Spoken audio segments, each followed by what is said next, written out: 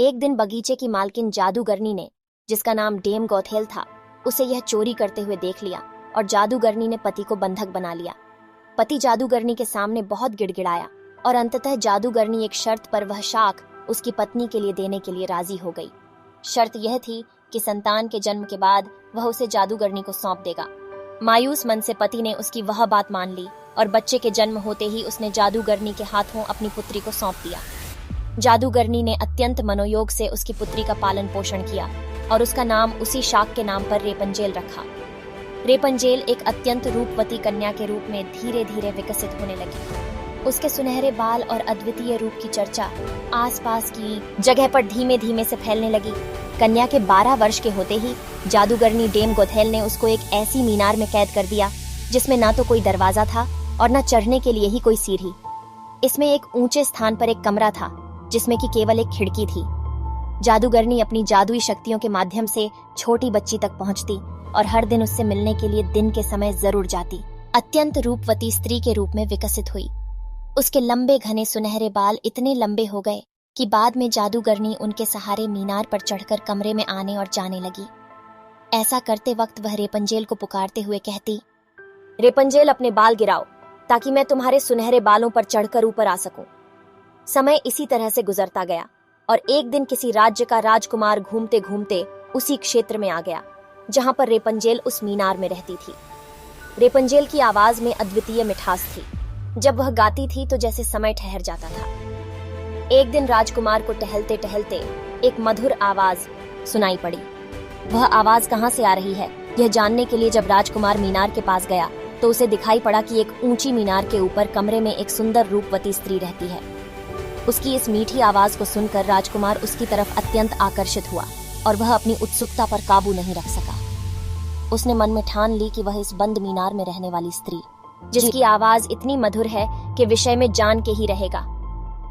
एक दिन जब दिन के समय जादूगरनी रेपंजेल से मिलने के लिए आई तो उसने जादूगरनी को वह शब्द कहते और बालों के जरिए ऊपर चढ़ते हुए देख लिया। राजकुमार ने इसी प्रकार जब रात के समय रेपंजेल को पुकारा तो उसने उसे आने के लिए मीनार के सहारे अपने बालों को लटका दिया। राजकुमार ऊपर जाकर रेपंजेल से मिला। रेपंजेल और राजकुमार एक दूसरे से प्रेम करने लगे थे।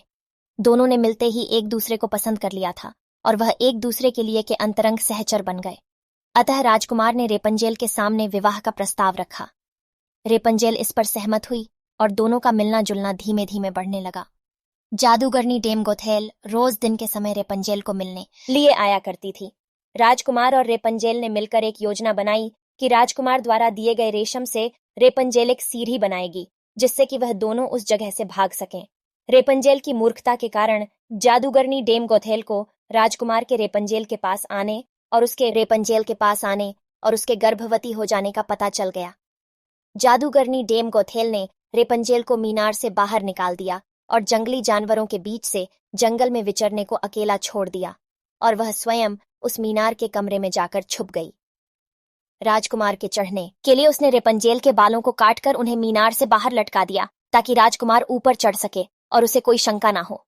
जब राजकुमार रेपंजेल से मिलने के लिए उस रात आया तो रेपंजेल की जगह जादूगरनी को पाकर वह भयभीत हो गया और मीनार से कूद पड़ा, जिससे कि नीचे पड़े कांटों से उसकी दोनों आंखों की रोशनी चली गई। जब राजकुमार नीचे गिरने लगा उसके हाथ में रेपंजेल के कटे हुए बाल आ गए और रेपंजेल की लंबी बालों की लट राजकुमार के साथ ही नीचे गिर गई।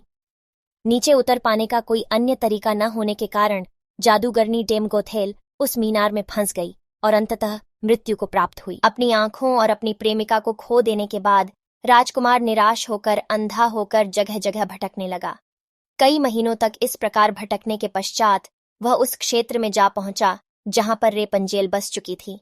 उधर रेपंजेल ने जुड़वा बच्चों को जन्म दिया जिनमें एक बेटी और एक बेटा हुआ। इसी तरह कुछ समय तक एक दूसरे के विछोह में रहने के बाद अंततः दोनों उसी राज्य में एक स्थान पर मिले और उनके मिलन से चमत्कार स्वरूप राजकुमार की दृष्टि वापस आ गई और रेपंजेल के लंबे सुनहरे बाल उसको वापस मिल गए और दोनों हंसी खुशी अपना जीवन साथ में बिताने लगे। शिक्षा। इस कहानी से हमें यह शिक्षा मिलती है कि बुरे का अंत बुरा ही होता है और विश्वास के सहारे एक दिन दुनिया में सब कुछ पाया जा सकता है। जिस तरह जादूगरनी गलत नियत से रेपंजेल को इतने साल कैद में रखती है, एक दिन उसे इसका दंड मिला और वह मारी गई। रेपंजेल ने बचपन से उम्मीद लगाई हुई थी कि उसे एक दिन कोई बचाने इस वीडियो को लाइक करें, हमारे चैनल को सब्सक्राइब कर बेल आइकन जरूर प्रेस करें। हमारी न्यू वीडियो सबसे